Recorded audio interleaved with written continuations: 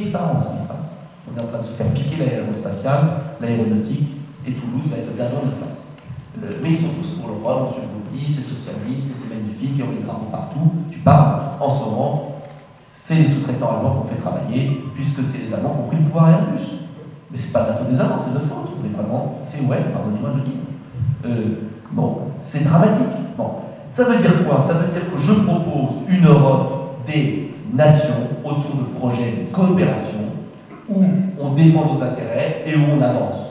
Je ne dis pas que la France doit être au cœur de toutes les coopérations, il y en a certaines qu'on ne peut pas faire, on laisse les avions, mais quand on en a une, on la défend. Et on avance comme ça. Et on peut, là, rendre l'Europe sympathique, utile. Le deuxième point, donc je disais, le premier point, l'Europe démocratique, le deuxième point sur lequel je vais insister, c'est que je voudrais une Europe qui protège. Alors, l'Europe qui protège, c'est quoi? C'est un protectionnisme. Parce que dans le traité de Rome, il y avait l'idée d'une préférence communautaire.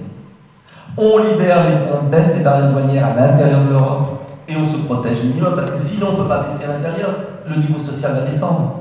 Alors on nous dit souvent, oui, mais maintenant il y a la concurrence de la Tchéquie, de Pologne et tout. Oui, mais cette concurrence est encore plus aggravée, parce qu'il n'y a pas de barrière douanière extérieure. Et si la Pologne ne suit pas, ça va en Ukraine. Donc il faut bien mettre une barrière douanière autour de l'Europe. Il y a 450 millions d'habitants, c'est un formidable marché. Et qu'on ne nous dise pas qu'on ne peut pas vivre avec 450 millions d'habitants. On a un déficit de plus de 100 milliards d'euros avec la Chine. Et on va continuer combien de temps comme ça? On va continuer combien de temps de se faire plumer, littéralement? Eh bien, il faut attendre la révolution, il faut attendre que les gens soient des puriens pour que le peuple français réagisse. Alors, moi je vous le dis très clairement, il faut bien sûr un redressement au niveau national. Mais ce redressement au niveau national ne pourra pas marcher tant qu'on n'aura pas changé les règles du jeu européen. Tant qu'on n'aura pas d'abord enlevé cette commission, créé des coopérations à la carte, repris le pouvoir au sein des institutions. Tant qu'on n'aura pas créé une protection douanière européenne. Changer le fonctionnement de l'euro ou sortir de l'euro si malheureusement nos partenaires ne veulent pas. Mais il n'y aura pas d'autre issue. Alors vous voyez que ce sont les deux faces d'une même médaille.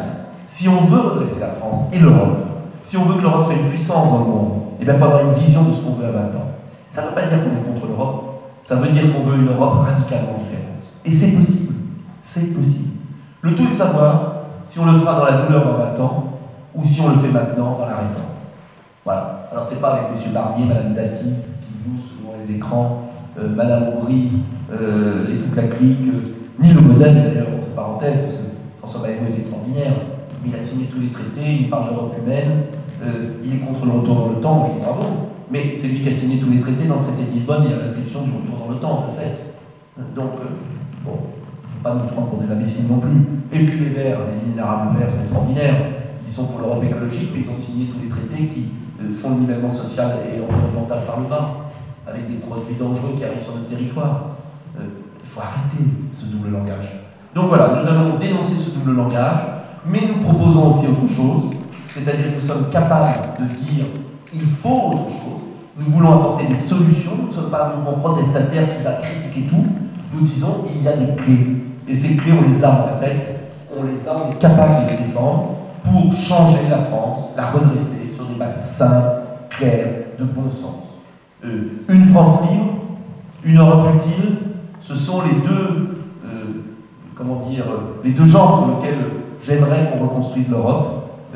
Ce n'est que comme ça qu'on y arrivera, j'en suis absolument certain. Maintenant, la difficulté, elle est énorme. C'est de faire passer ce message. C'est d'expliquer aux Français qu'ils peuvent choisir leur destin. C'est d'arrêter de les abrutir avec des âneries permanentes, des sottises, la télévision à longueur de journée. C'est d'en faire des citoyens et pas seulement des consommateurs. C'est de leur dire qu'ils peuvent prendre en main leur destin.